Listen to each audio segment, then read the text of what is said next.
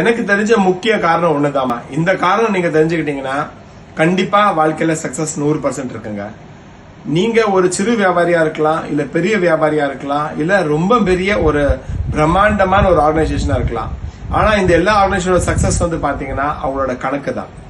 எந்த வியாபாரத்துல அக்கவுண்ட்ஸ் சரியா இல்லையோ, அதாவது என்ன ரேட்ல வாங்கினேன், என்ன ரேட்ல என்னோட செலவு போச்சு, என்ன ரேட்ல நான் வித்தேன், என்ன வருமானது, அவர் வியாபாரத்துக்கு தகுந்த மாதிரி அட்லீஸ்ட் தினத்துக்கு ஒரு நாள், இல்ல வாரத்துக்கு ஒரு நாள், இல்ல அதிகபட்சம் மாசத்துக்கு ஒரு நாள், இந்த 3 நாட்கள்னால அவரால் கணக்கு பார்க்க முடியல. அவர் எப்ப பார்த்தாலும் வியாபாரத்திலே ஓடுறாரு, அவர் கணக்கே பாக்குறது இல்ல.